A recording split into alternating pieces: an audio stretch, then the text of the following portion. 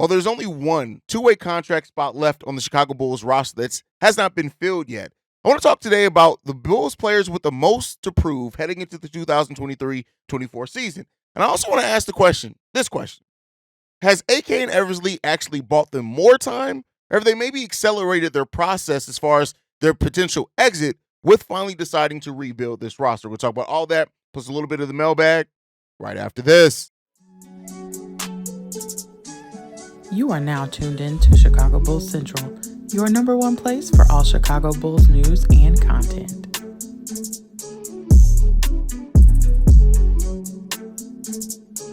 What's going on, Bulls fans? Welcome to another episode of Chicago Bulls Central, your number one spot for everything Chicago Bulls related. I'm the host, Haize, but more importantly, you guys can follow the channel at Bulls Central Pod on every social media platform we happen to be on. With that being said, let's go ahead and get into this content for today. So I want to ask this question and talk about players that have the most to prove in the upcoming season. And I'm taking out of this, so just that way people don't ask. Kobe White, I would assume I'm taking out of it because I feel like I've talked very heavily about things that I want to see from them. And the bigger question for them is, can they do it again based off what they did last season and even take it a little bit further? So Kobe and Io are left out of this conversation and equation just because I've talked about them so heavily this season. And so the one that another player I've talked very heavily about that we're going to breeze kind of right past is Zach LaVine, right? The question about Zach LaVine, there are multiple questions and things he can have left to prove, but I think ultimately just is, can he be effective? And does he distract it all from this team? And the distraction part isn't a part that I'm really worried about. I know some Bulls fans have a higher level of concern over that, but I'm not really too worried about it. And that could be something that I'm just overlooking or maybe I'm taking for granted, absolutely. But the bigger question is that can Zach LaVine just get back to being the efficient scorer that he can be? And of course, what does he add to his game? After hearing an offseason of so much doubt around him and so much conversation about who and what he is and what he isn't as an NBA player, how does he respond to that, right? That's a big question, I think, for Zach LaVine is how does he respond to those type of things? And we'll find out. And, the answer to that question may lead to Zach LaVine either not being on this roster or how well he fits in with what we're trying to do going forward. But, so leaving that part out too. But then I want to get into kind of the younger players. And that's really what this is more built around is the younger players and what they have left to prove. And the first one is Dalen Terry, right? I want to talk a lot about Dalen because when you look at what Dalen does in the offseason, basically since his rookie year, right? We're talking about his rookie year. He was in pickup games. I believe it was with like Jason Tatum and players like that. And we know he goes on not to really play much in his rookie year, but that was just between the draft and the start of the season. He put himself into a lot of, around a lot of other players that really have high standards. And then he basically did the same thing last offseason, right? Playing in, I believe, the Drew League or a couple of pickup leagues around Chicago, things like that, working with Dribble Too Much, working with DeMar, those type of things. And that has been the same this season. We've seen off-season workout videos. We saw one of him and DeMar working together with Dribble Too Much. We've seen other things that Dalen Terry has done. And Dalen being a player that came in to his NBA career so raw in so many aspects of it. Like you saw the upside of the passing in transition. Half-court passing has always kind of been questionable for Dalen Terry. The defense, the energy that he brings at times. And so it just comes down to what position and what role does Dalen Terry play and earn the season, right? And, heading into your third year is an important year. It's no longer that year where people look at it and say, well, by your third year, if you're going to be something, you got to be by your third year. I think we've moved on from that with just how raw some of these players are now coming into the NBA. As Dalen Terry is definitely one of those guys who probably would have benefited from staying in college an extra year, but that's woulda, coulda, shoulda.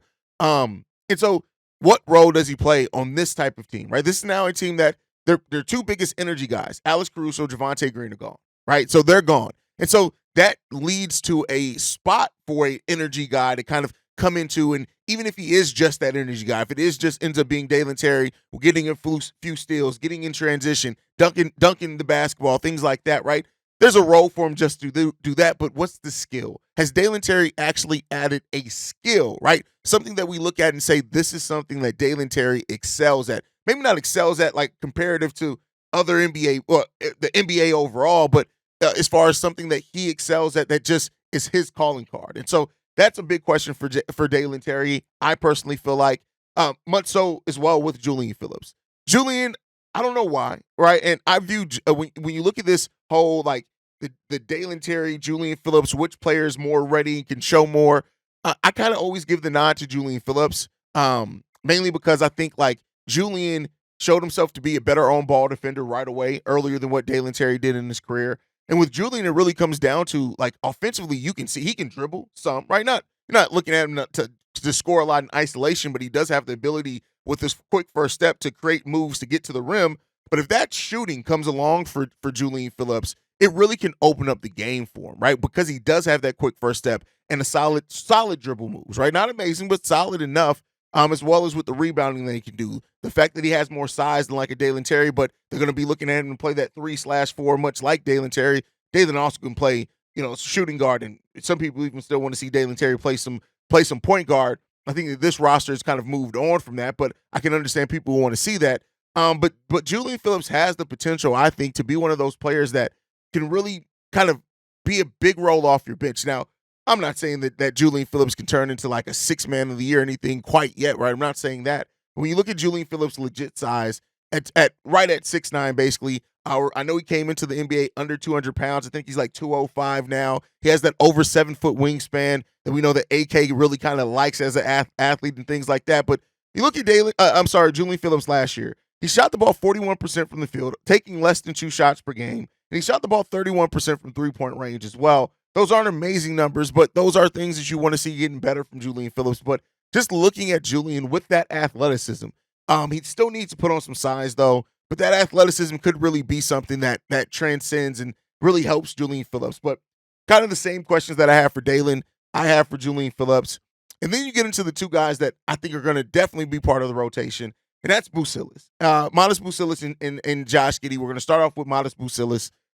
Bucelis is a guy that I look at and I say, and I've said this really going back to the draft, but even more so, like after seeing him in summer league, how he can dribble to use that dribble to get to the lane, to get to the rim, the float game that he has, the ability to dunk the ball, the block shots, and the way that he can round out as a weak side defender. Those are all really solid parts of it. But the thing that I'm really looking at for Bucelis next season is how much will the lack of size positionally, right? Especially if they want to play him as some power forward. I think his role initially is going to be small forward, long-term role probably power forward. But the size and lack of shooting, right? The lack of three-point shooting, how much does that affect Modest Bucelis? And even really you can go to more than just three-point shooting. He didn't shoot the ball very well at all in summer league. I think like slightly over 30% from the field. So if he can improve those two things with his ability to dribble, with his ability to get to the rim, with how athletic he is, those things can round out to a pretty damn good rookie year for Modest Bucelis. And he's going to have to, because the Bulls have gone younger, but there's still a team trying to win games, there could be a short leash on Modest Bucelis. I hope that that's not the case, but there could be, right? I've said it. Billy Donovan's reluctance to play rookies is kind of overstated. Patrick Williams, Ayo Dosunmu, even Julian Phillips all played their rookie years. It just came down to Dalen Terry and Marko Simonovic that really did not play very much at all their rookie years. But Billy Donovan's played rookies more than he has not played rookies is what it comes down to. But even with that said, how does Bucelis carve out that role, and how much does those two things really limit and affect his NBA game, his effectiveness at the NBA level, right? Because yeah, you want Bucelis to go through his up and downs, you want him to go through the things that he needs to learn in those hurdles. But that 33% shooting has to be a lot more effective than that. He doesn't have to be a 50% shooter from the field or anything like that, but you want him to be better and more impactful from that, especially because his role is going to be a lot of things close to the basket and in transition, at least to start, as he's really earning that role. And so you really want to see him shoot an effective percentage from the field, at least in my opinion. And then Josh Giddey. It comes down to this. If you've watched Josh Giddey, and by the way, we will have a video out shortly after Australia plays tomorrow morning. I think the game's like 6 a.m. Chicago time, if I'm not mistaken. Maybe it's 7. But Josh Giddey comes down to, is he more than how his 2023-24 season ended, and how much is he more like the what he gave in the 2022-23 season? You're going to see Bulls fans in the comments of this video and every other Bulls content creator and just around have the conversation from two aspects, 2 point of views, 2 perspectives, right? Is that you have the Bulls fans that look at it and say, well, yeah, he put up numbers in 2022-23, but they still weren't that impressive, even though they really honestly were. And then you have the Bulls fans that look at it and say, well, if he couldn't find a way to play next to Shai Gilgeous-Alexander, if he couldn't find a way to be effective, if he couldn't stay on the court during the playoffs, like, how much do we really want to attach ourselves to Josh Giddey? I think Josh Giddey has a hell of a ceiling. I think that Josh Giddey can prove a lot of Bulls fans and his doubters around the NBA wrong this upcoming season. But that is still one of the bigger questions around a piece that the Bulls are invested in. Josh Giddey, as of right now, is the player that you can pencil in as a Bulls point guard of the future. Now, the Bulls have to lock him into an extension to guarantee that, right? And I think his performance is going to dictate what that extension looks like. But you'd be remiss to not say that the Bulls, in trading Alex Caruso for Josh Giddey, aren't hoping at the bare minimum, right? We can at least agree that they're hoping he's going to turn into that. And while there's some of the other aspects of bring Giddey off the bench, play Josh Giddey at small forward. Oh, Lonzo's healthy, so Lonzo got to start from some Bulls fans. You don't trade for a 21-year-old point guard that has 1 year left on their deal that you need to figure out how to extend, and it could end up being a big contract extension. And no, by the way, the conspiracy, you're not going to not play Josh Giddey so you can lock him in at a lower extension. You're going to want to take a look at what he's going to be able to bring for you on this team, fit with these players. And because of that, Josh Giddey is probably one of the players with the most to prove. Of course, Bulls fans are going to look at Kobe White. We're going to look at Ayo Dosunmu. The NBA is going to be looking at Zach LaVine to see how much of that doubt ends up proving true and things like that. But you got to look at Josh Giddey, and to me, it comes down to a lot with Josh Giddey. How good of a point guard are you? The Bulls aren't going to ask you to do too much outside of your strengths, but how well do your strengths help change and transform this team and this offense? They are throwing a lot on Josh Giddey, right? So we'll end up seeing with that. And then, of course, one player that I didn't mention in this also is Patrick Williams. But the question when it comes down to Patrick Williams, and it's starting to become, for me, I know this is not something every Bulls fan agrees with.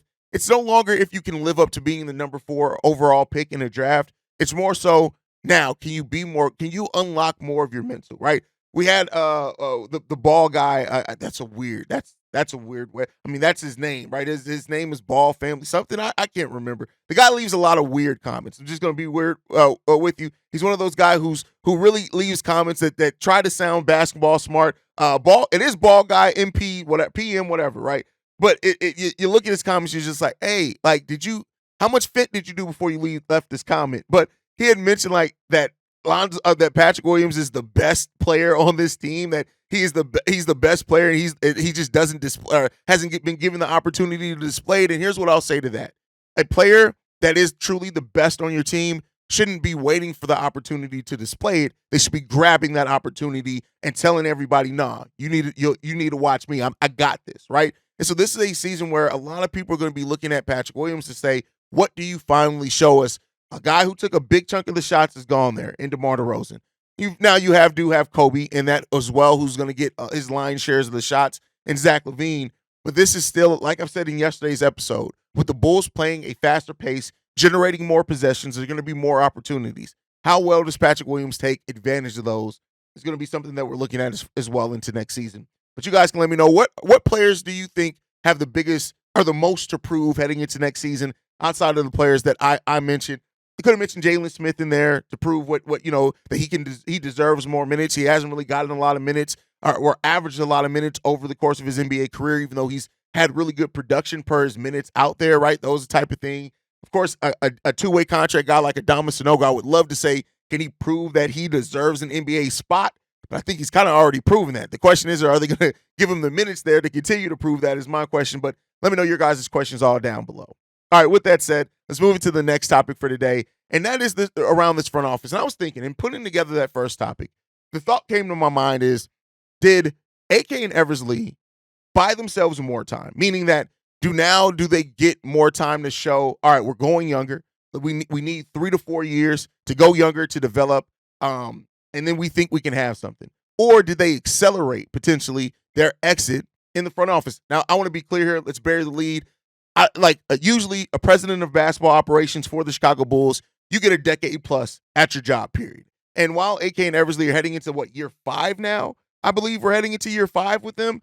I still think that they're still going to get another 5 more years to get this. That doesn't mean Billy Donovan. We'll talk about that in a second, right? But I do think they're going to get that. But the question is did they do more to help themselves or hurt themselves by putting a highlight now on them going younger with this roster? Because it's meant a couple of things, right?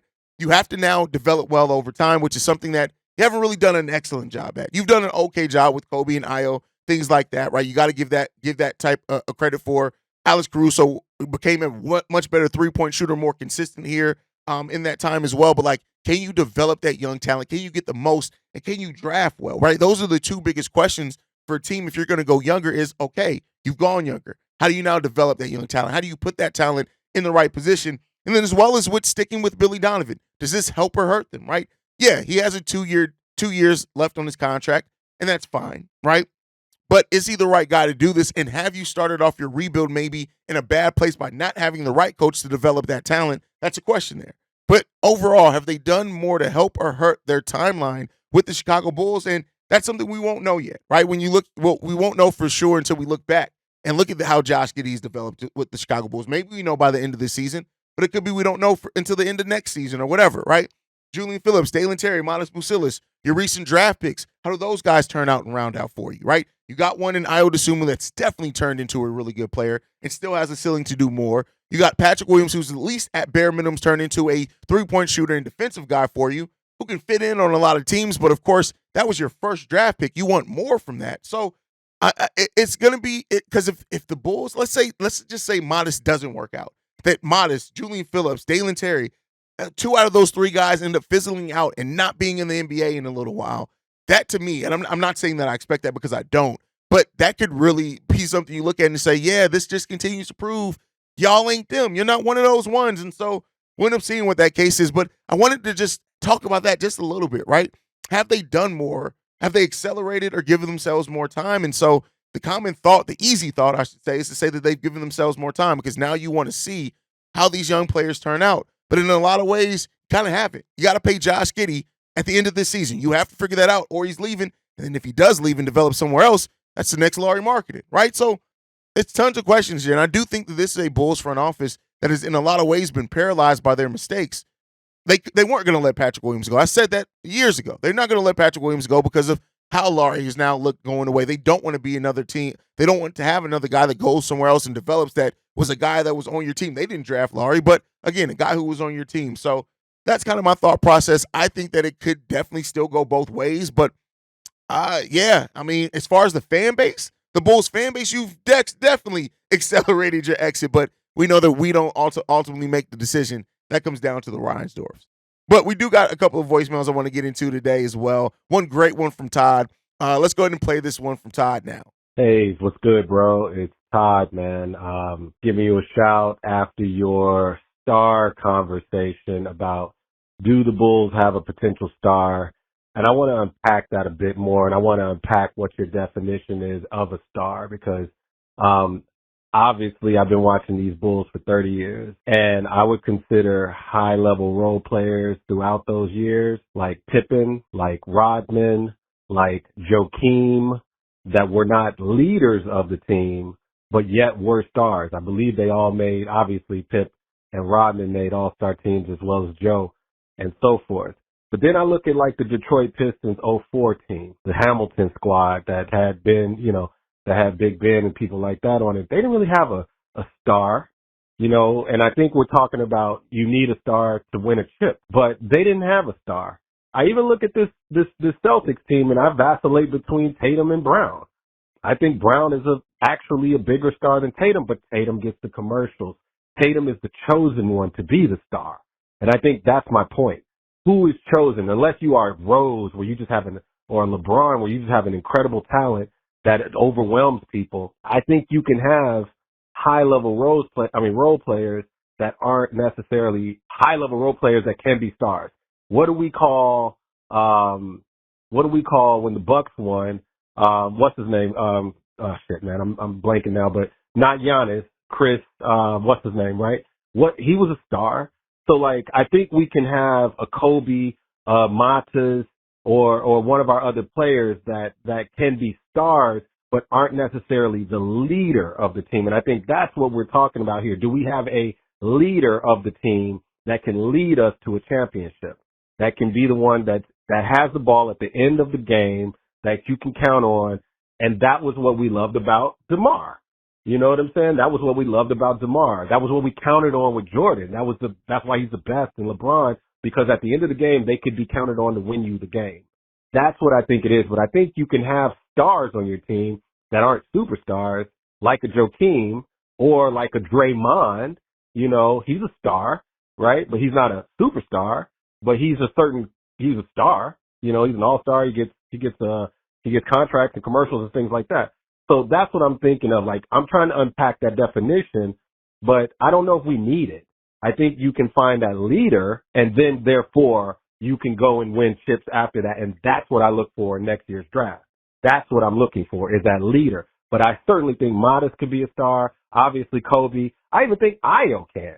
I mean, hell, Derek White for the you know, he's a high level role player. I get it. Listen, I think the thing is that Joakim Noah, yeah, you can say he was a star. The fact that he won the awards that he won, what he did and stuff, like, yeah, you need a leader, but you still need a star. And no, Jason Tatum is a star. We're not going to talk about it like Jason Tatum is like more than like a highlight. What? Come on, no, Jason. I know people doubt Jason Tatum and all those type of things, but no, Jason Tatum is a star, and you still need a star to win. You don't need just a leader, because a lot of players that you mentioned, like, still, you can say that, yeah, Draymond was a leader of that team, and he had absolutely a star level impact, but they had a superstar in Steph Curry, right? So, like, you still need a star to a superstar to truly be that perennial. Like, yeah, you can be a team that can get lucky, like the Detroit Pistons that you mentioned. That was probably one of the teams the most that didn't have a true star in the league, but that was a sum of parts, and that is a very big rarity. Now, that tends to happen every decade or so,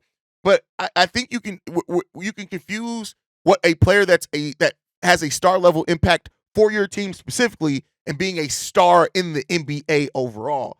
And you can have a leader, but you can have a leader that doesn't get you shit. You mentioned we had a leader in DeMar DeRozan. What did that get us? You need more than just a leader. And I would even say DeMar, with breaking Wilt records, where he ranks all-time NBA in scoring, things like that, he has been a star, definitely, and he had a star impact for the Chicago Bulls. But I don't know if we really look at DeMar still as a star in the NBA. He's still a productive player, absolutely, but he doesn't, like, we saw it here. That ceiling wasn't raised too much just by, when I say star, I mean somebody that raises the ceiling of your team from being a team that's cool to being a team that you're literally winning playoff series based off the way that they elevate that team, is the way that I look at it. And superstars are ones that can damn near get you to a title of just by their nature alone being on your team, is kind of the way that I look at it. But all great thoughts there. Like, we do need leadership as well. You definitely need leadership, but you can have somebody who has a star level impact for your team that isn't necessarily a star in the league overall and still has stuff left to prove.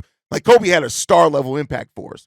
I wouldn't call him a star in the NBA yet, because he has to do it more over time before I'm willing to say that. He's growing into that, and he can be that, but he still needs to take his game a little bit further and how he adjusts to defense's game plan, and specifically just to stop him. That's kind of my thinking on that one. But great voicemail there, Todd. Let's get into this next one. This one's from the 708.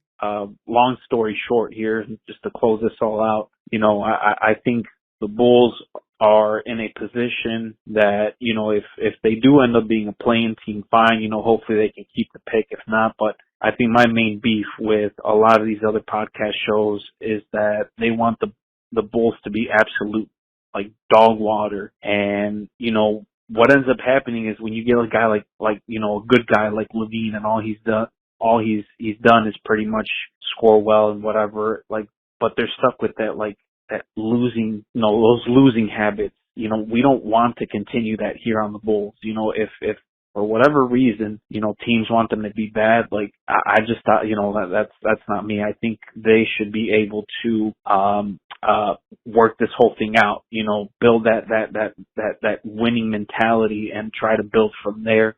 If they don't get the pick, you know, if they end up, you know, playing team, whatever, 10, 9, 8, whatever, but they you know, they don't make the cutoff to be a lottery team, you know, they lose the pick.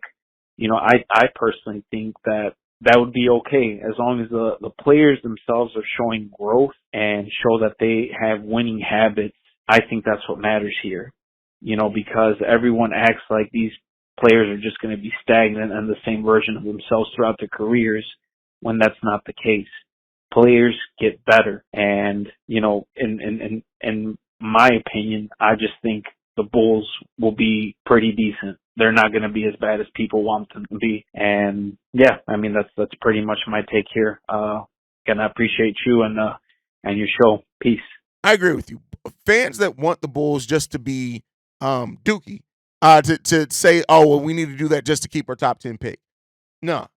Listen, you can build losing habits. You want your team to be able to compete. And to me, I don't even think you can truly evaluate a team and players that are going to be part of your future if you're not really giving it all and trying to win and beat teams that, yeah, are probably have more talent than you, probably better from you from a full roster standpoint. But yeah, I don't want this team to actively be trying to lose games. Now, as I've said before, if it comes down to game 82 and you can win or lose that game, winning or losing that game means you're going to keep your top 10 pick. That's a different story. But when you talk about the process over the course of the season, you want this team to prepare. You want this team to practice. You want this team to put in the effort that they're trying to beat and kill everybody that's in front of them. That's the mindset that you want this team to have. And let's hope that they can have that, man. Because, yeah, I don't want a team that's just out there trying to actively lose. That's not fun. That's not good. That's not smart. And that's not how you really develop players, well, in that case, at least not to me.